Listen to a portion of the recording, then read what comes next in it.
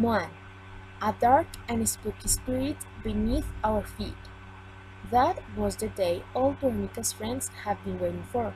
As usual, in the capital city, the weather was pretty cold. But at the end, it didn't matter, because sooner than they would expect, they would be on a trip. It was just planning in order to take a breath because as everybody knows, after graduation all the things change. Although, without a doubt, all will change sooner than they expect. All of them were on their way to Tolima, a well-known region because of its lovely landscapes and delicious food. They were pretty excited to visit that region and the condominium of Camilo.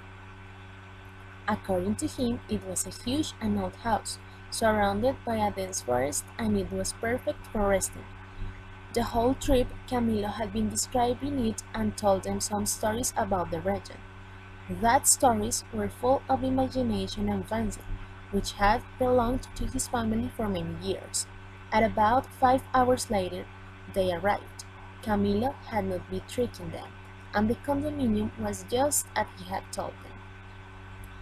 Veronica was a clever and gorgeous woman.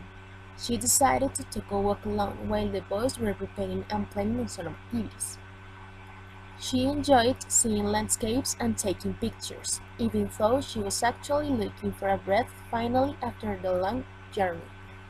Veronica started walking until she found a little house and a man who was working as a farmer just out of it.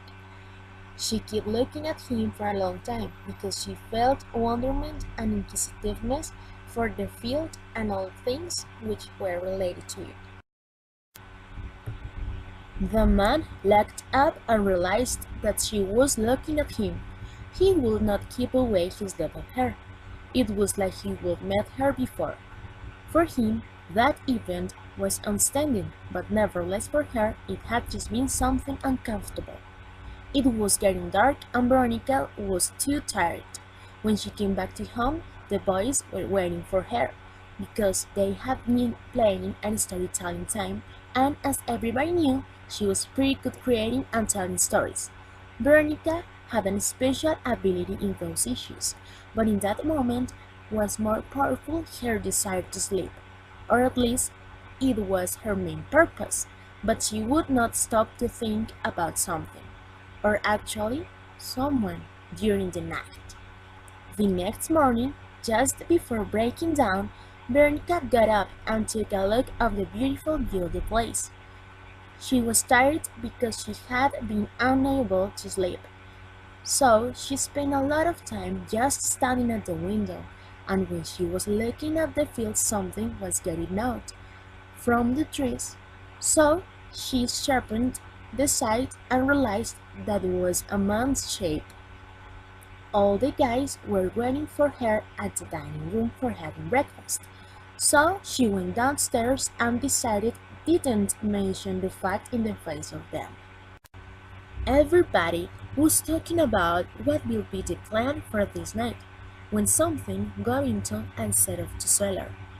Nobody could avoid perceive his presence, in spite of it had been a shadow more than anything. Nobody, with the exception of Camilo, who was accustomed to Josustaki's presence. Josustaki had been Camilo's family worker for many years, even after Camilo was born, and even though he was a little introspective and sometimes strange, he made well his work, and at the end it seemed to be the only thing that really mattered. When the man went through the room again, he took that in his tracks like he was having one of those memories which usually hurts. Nobody imagined that the reason had been Veronica's presence. That day went by slowly. Camila and Veronica were walking around and talking. Sometimes it seemed to be an uncomfortable silence between them. It was just another excuse to enjoy another's company. In the middle of one of the moments of silence, they realized that they were not alone. So they looked around fast and could perceive that something went into the forest.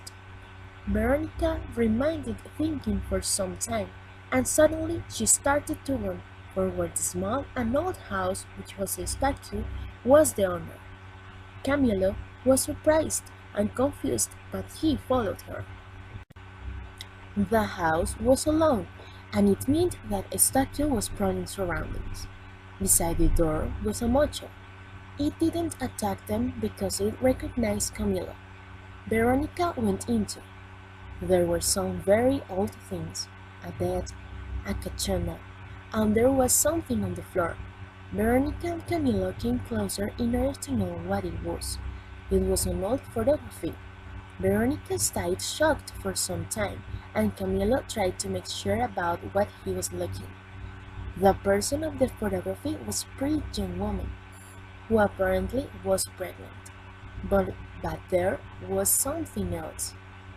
She looked like Veronica, her long black hair, big gray eyes, intense eyes, all of a sudden had sense. Jose came back and they realized about his presence because of the sound of his kimbas. Veronica and Camilo would not go out of here on time. So Camilo reminded when he was a child, and he used to play around there. So he started looking for any kind of door on the floor. He found it, and they would sneak away just on time. The room was dark, and Camilo went ahead because he knew the way. Meanwhile, he was counting steps. Veronica felt scared of the man, but at the same time she felt curiosity and unexplainable desires for coming back and tried to find out about the woman of the photography. When she realized she was completely lost and she felt some strong arms around her body. Immediately, she knew they are Stachyo's arms, but then everything seemed to become darker and spooky.